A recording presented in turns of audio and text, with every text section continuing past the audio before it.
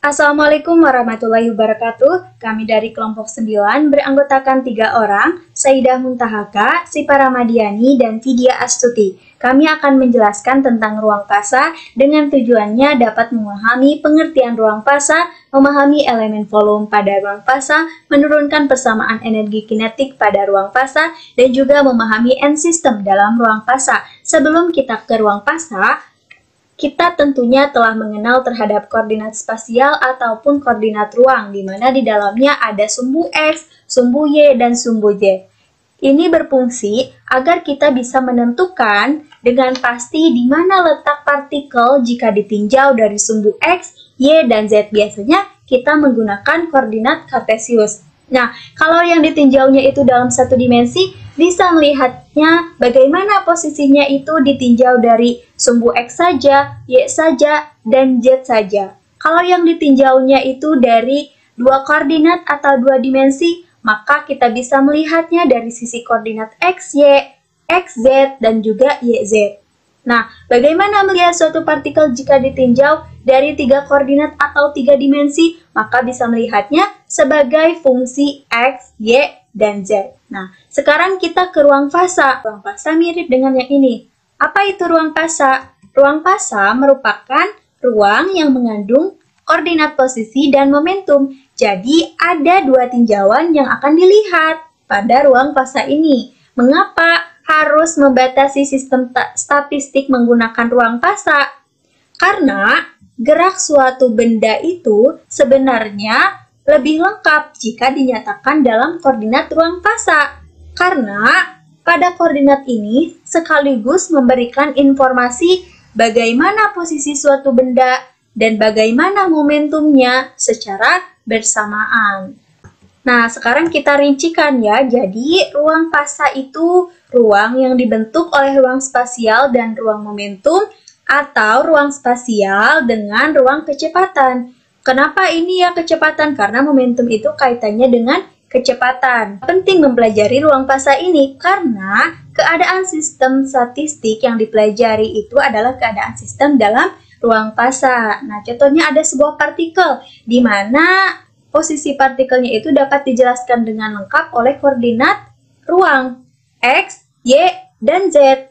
Nah, namun posisi ini tidak lengkap mendeskripsikan dinamika partikel, maka perlu adanya informasi kecepatan. Karena ini sumbunya X, Y, dan Z, maka untuk kecepatannya juga Vx, Vy, dan Vz. Dapat disimpulkan, dinamika partikel dapat dijelaskan dengan lengkap oleh 6 buah koordinat, yaitu 3 koordinat posisi dan 3 koordinat kecepatan ya. Jadi disatukan X, Y, Z, Vx, Vy, dan Vz. Nah, selanjutnya, karena momentum itu massa kali kecepatan, maka didapatkanlah Px, Py, dan Pz ya. Ini pakai sumbu X, Y, Z. Maka alternatif lain untuk menjelaskan dinamika partikel ini yaitu dengan 3 koordinat spasial atau posisi dan 3 koordinat momentum ya. Kita satukan X, Y, Z, Px, Py, dan Pz. Nah, kita lihat ilustrasi koordinat ruang fasa ini ya. Nah, ini ada X, ada Y, ada Z ya. Biasanya seperti itu. Nah, ini ada 6 koordinat ya. Ditambah dengan koordinat momentum. Jadi, Px, Py, dan Pz. Nah, selanjutnya kita harus mengingat ini ya, yang tadi. Di mana ruang spasial itu apa? Nah, ruang spasial itu ruang yang direpresentasikan oleh koordinat posisi saja. Ruang momentum apa? Ruang yang diungkapkan oleh koordinat momentum saja.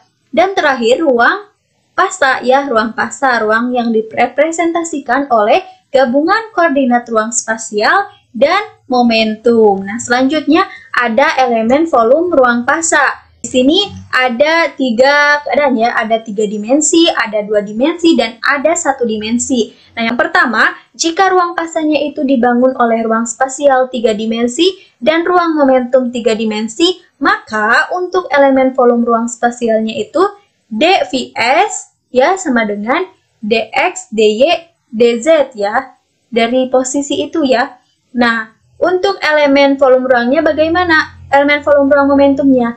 Nah, maka dVP sama dengan dPx, dPy, dPz. Nah, maka untuk elemen volume ruang pasangnya itu kita tinggal satukan saja ya. Maka D gamma sama dengan ini, spasial dan momentumnya ya. Berarti dVs, dPv disatukan. Berarti dx, dy, dz, dpx, dpy, dpz. Nah, yang kedua, jika ruang fasa itu dibangun oleh ruang spasial 2 dimensi dan ruang momentum 2 dimensi, maka untuk elemen volume ruang spasialnya itu dss sama dengan dx, dy, elemen volume ruang momentumnya dsp sama dengan dpx, dpy, dan untuk elemen volume ruang fasanya ini disatukan ya, maka d gamma sama dengan dss kali dsp ya, maka dx, dy, dpx, dpy. Nah, yang terakhir, jika ruang fasanya itu dibangun oleh ruang spasial 1 dimensi dan ruang momentum 1 dimensi, maka untuk volume ruangnya itu dxs sama dengan dx, elemen volume ruang momentumnya itu dpp ya, sama dengan dpx ya, tinggal m kali pi tadi. Nah, untuk elemen volume ruang fasa ini disatukan, berarti d gamma sama dengan dx S kali dpp sama dengan dx kali dpx. Nah, jadi dari sini kita lihat ya, ini kok x, ini kok p ya, ini kok s gitu, ini kok v ya. Jadi dari sini kita bisa lihat bahwa untuk yang 3 dimensi elemen volumenya itu bagaimana ya. Yang dimaksud elemen volumenya itu yaitu elemen volume yang biasanya kita kenal ya, yang s pangkat 3 itu ya. Nah, untuk yang 2 dimensi bagaimana? Nah, jadi elemen volume yang dimaksudnya itu yaitu elemen luasnya, yaitu sisi kali sisi itu ya. Ya, jadi yang diambilnya X sama Z. Nah, yang ketiga, yang 1 dimensi bagaimana? Nah, jadi elemen volume yang dimaksudnya itu yaitu elemen panjangnya. Jadi salah satunya ya, misal yang X. Nah, seperti itu. Selanjutnya akan dijelaskan oleh Syifa Ramadiani.